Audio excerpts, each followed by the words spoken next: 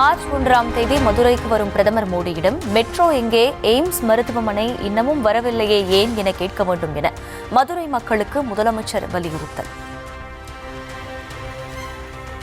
March 1ஆம் நாள் இதே மதுரைக்கு பிரதமர் வரப்போகிறார். அவர்கிட்ட மதுரை மக்கள் என்ன கேட்கணும்னா, இவ்வளவு அக்கறையோடு மெட்ரோ ரயிலுக்கு பேசுறவர் ஏன் இந்த மதுரைக்கு மெட்ரோ ரயில் திட்டத்தை கொடுக்கலன்னு கேட்கணும். கேட்பீங்களா? கோவை மெட்ரோ எங்கன்னு கேட்கணும். தமிழ்நாட்டின் உரிமைகளை மத்திய அரசிடம் கோரிக்கைகளாக கூட கேட்க துணிச்சல் இல்லாத துரோகியாக எடப்பாடி பழனிசாமி மாறிவிட்டதாக விமர்சனம். எதிர்க்கட்சி தலைவர் பழனிசாமி அவர்கள் தமிழ்நாட்டோட உரிமைகளுக்காக குரல் கொடுத்திருக்கணும். ஆனா கோரிக்கையாக கூட இதையெல்லாம் கேட்க துணிச்சல் இல்லாத துரோகியா அவர் மாறிட்டார்.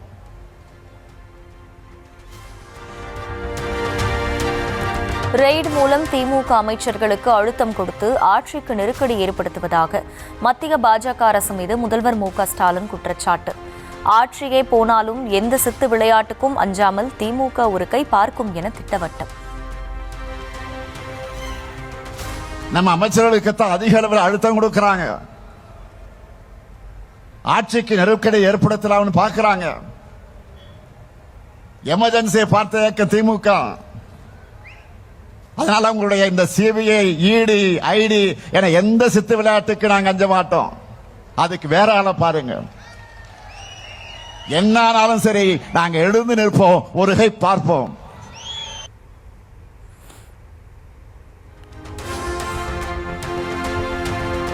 திமுக ஆட்சிக்கு வந்த 1752 நாட்களில் சாதனை செய்யாத நாளே இல்லை என முதல்வர் மு.க.ஸ்டாலின் பெருமிதம். சில சாதனைகளை நினைவில் வைத்துக் கொள்ள முடியாமல் மறந்துவிடுவதாகவும் பேச்சு. வேற யாரும் எட்ட முடியாத வளர்ச்சி. நம்ம ஆட்சிக்கு வந்து 1752 நாட்கள் ஆகியிருக்கு. இதுல நாம சாதனை பண்ணாத நாளே இல்லை. அந்த அளவுக்கு தினந்தோறும் ஏதாவது ஒரு திட்டத்தை தொடங்கி செயல்படுத்திக்கிட்டு வரோம். எனக்கு ஒரு சில சாதனைகள் நினைவில் வச்சிருக்க முடியாம மறந்து போயிடுது.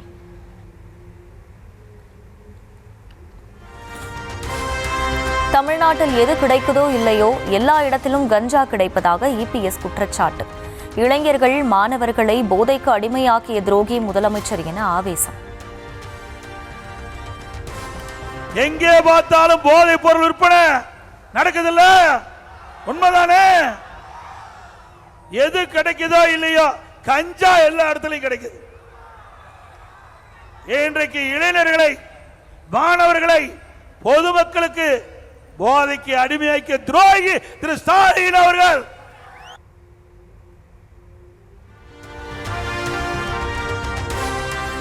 நினைவில்லாத மனிதர் முதலமைச்சர் என எடப்பாடி பழனிசாமி கடும் விமர்சனம்.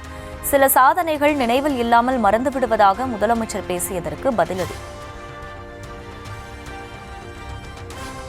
நிறைய திட்டங்களை செஞ்சிட்டார் ஸ்டாலின். அவளுக்கு நினைவே வச்சுக்க முடியலையா? நினைவு இருந்தா தானே வச்சுக்க முடியும். நினைவில்லாத மனிதர், நினைவில்லாத மனிதர் திரு ஸ்டாலின் அவர்கள். இருட்டில் நடந்து செல்லும் பயந்தாங்கொள்ளி போல ரெய்டுக்கு பயப்பட மாட்டேன் என முதலமைச்சர் கத்திக்கொண்டு செல்வதாக இபிஎஸ் விமர்சனம். நீயே பைபிள் எதுக்கு காட்டுற? இன்றைக்கு இருட்டில் போகும்போது கத்திக்கிட்டே போவோம். பயந்தாங்கொழி தான் இருட்டில் போகும்போது கத்திட்டு போவாங்க. அப்படி ரெய்டுக்கு பயப்பட மாட்டேன்னா மடியில கனம் இருந்தால் வழியிலே பயம் இருக்கத்தான் செய்யும் திரு ஸ்டாலின் அவர்களே.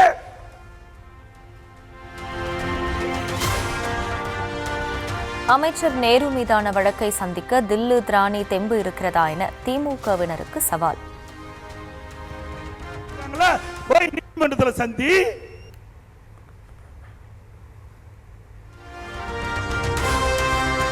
கூட்டணி கட்சிகளுடன் தொகுதி பங்கீட்டு பேச்சுவார்த்தையை இன்று தொடங்குகிறது திமுக. டி.ஆர். பாலு தலைமையிலான 7 பேர் கொண்ட குழு தொடர்ந்து பேச்சுவார்த்தை நடத்துகிறது.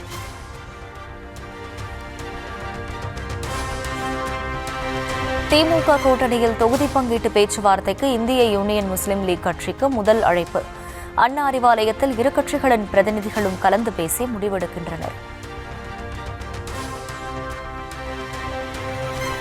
மக்களை காப்போம், தமிழகத்தை மீட்போம் என்ற பெயரில் எடப்பாடி பழனிசாமி மேற்கொண்டு வரும் தேர்தல் சுற்றுப்பயணம் சென்னையில் இன்று மாலை மாதவரம் மற்றும் பொன்னேரி தொகுதிகளில் பரப்புரை செய்கிறார்.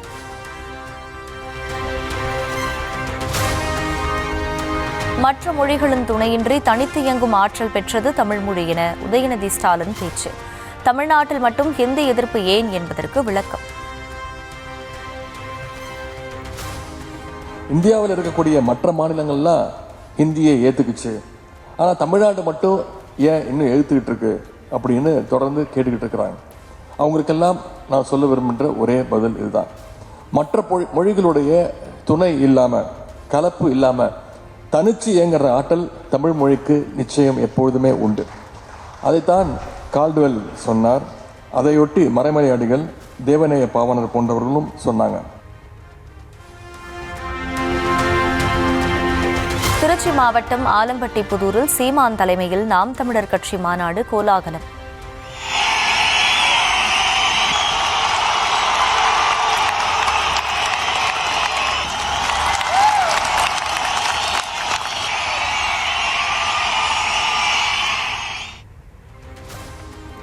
தமிழ்நாடு சட்டசபை தேர்தலில் 234 தொகுதிகளில் போட்டியிடும் நாம் தமிழர் கட்சி வேட்பாளர்கள் அறிமுகம்.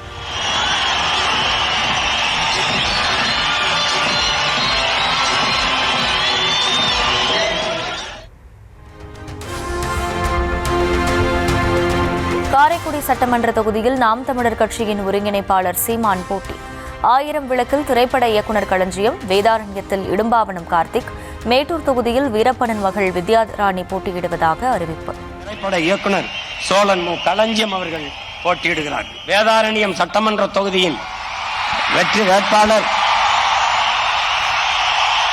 என் அன்பிற்கினிய தம்பி பொறியாளர் இடும்பைவனம் கார்த்திக் அவர்கள் போட்டியிடுகிறார்கள்.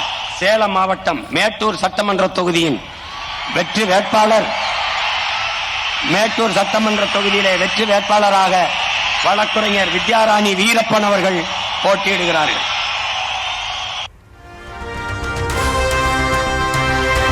எந்த தேர்தலாக இருந்தாலும் நாம் தமிழர் கட்சி தனியாக நிற்கும் என்று சீமான் திட்டவட்டம்.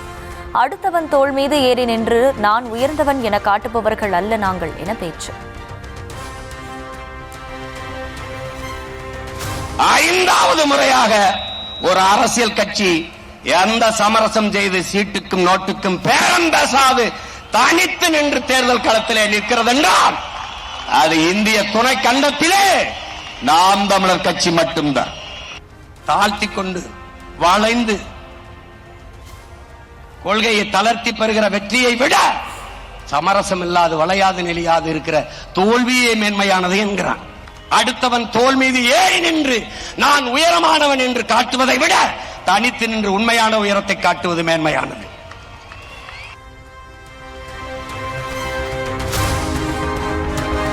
தென்கிழக்கு வங்கக்கடலில் புதிதாக உருவாகியுள்ள காற்றழுத்த தாழ்வு பகுதி திண்டுக்கல், தேனி, மதுரை, விருதுநகர் மாவட்டங்களில் இன்று கனமழைக்கு வாய்ப்பு.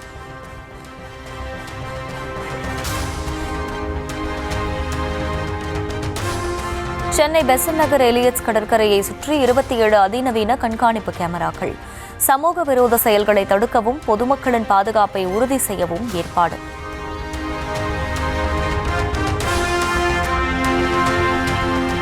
இந்தியாவின் முதல் அதிவிரைவு மெட்ரோ ரயில் சேவையை இன்று தொடங்கி வைக்கிறார் பிரதமர் மோடி. மணிக்கு 120 கிலோமீட்டர் வேகத்தில் செல்லும் ரயில் சேவை உத்தரப்பிரதேசத்தின் மீரட்டில் தொடக்கம்.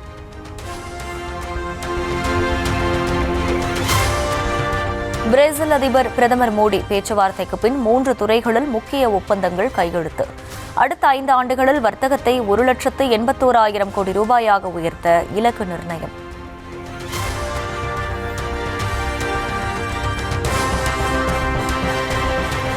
உத்தரப்பிரதேச மாநிலம் கௌதம புத்தா நகரில் செமிகண்டக்டர் உற்பத்தி ஆலைக்கு அடிக்கல் நாட்டினார் மோடி. வளர்ச்சியடைந்த இந்தியாவுக்கு உள்நாட்டில் தயாரிக்கப்பட்ட சிப்புகள் அவசியம் என பேச்சு.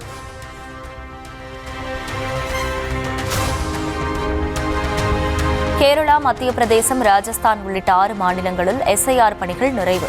குஜராத்தில் மட்டும் 68 லட்சம் வாக்காளர்களின் பெயர்கள் நீக்கப்பட்டுள்ளதாக தகவல். கர்நாடகாவில் லஞ்சம் வாங்கிய போது கையும் களவுமாக சிக்கிய பாஜக எம்எல்ஏ.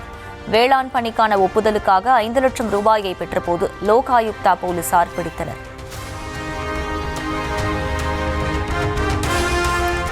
மகாராஷ்டிராவில் மகளிர் உரிமை தொகை திட்டத்தில் இருந்து 90 லட்சம் பயனாளிகள் நீக்கம். தொழில்நுட்ப கோளாறு என கூறி பயனாளிகளின் எண்ணிக்கையை குறைத்தது மராட்டிய அரசு.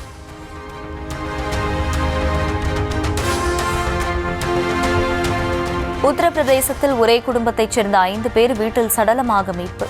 கடன் தொல்லையால் குடும்பத்தோடு தற்கொலை செய்து கொண்டிருக்கலாம் என போலீசார் சந்தேகம்.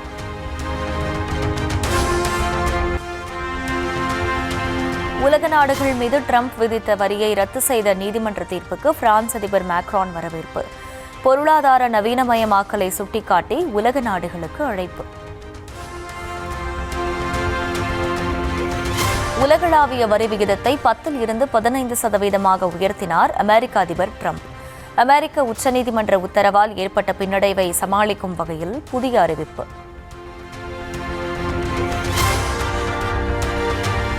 இந்தியா வங்கதேசம் இடையே 2 மாதங்களாக முடங்கியிருந்த விசா சேவை மீண்டும் தொடங்கியது.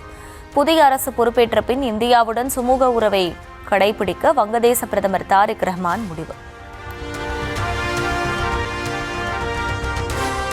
நைஜீரியாவில் ஆயுத குழுவினர் நடத்திய திடீர் தாக்குதலில் 50 பேர் உயிரிழப்பு. பெண்களையும் குழந்தைகளையும் அடித்து துன்புறுத்தி இழுத்துச் சென்ற கொடூரம். சீனாவின் வடக்கு பிராந்தியத்தில் புழுதி புயல் காரணமாக மக்கள் கடும் அவதி.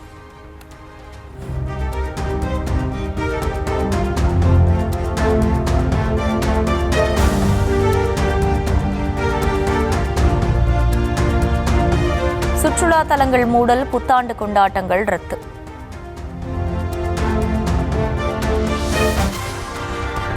உலகக்கோப்பை கிரிக்கெட் சூப்பர் 8 சுற்றில் இந்தியா தென்னாப்பிரிக்கா அணிகள் இன்று மோதல். இந்திய அணியின் வெற்றி தொடருமா என ரசிகர்கள் எதிர்பார்ப்பு.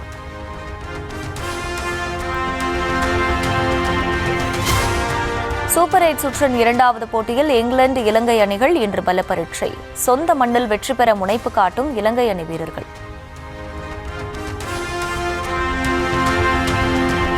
கொழும்புவில் நடைபெறவிருந்த பாகிஸ்தான் நியூசிலாந்து சூப்பர் 8 ஆட்டம் மழை காரணமாக கைவிடப்பட்டது.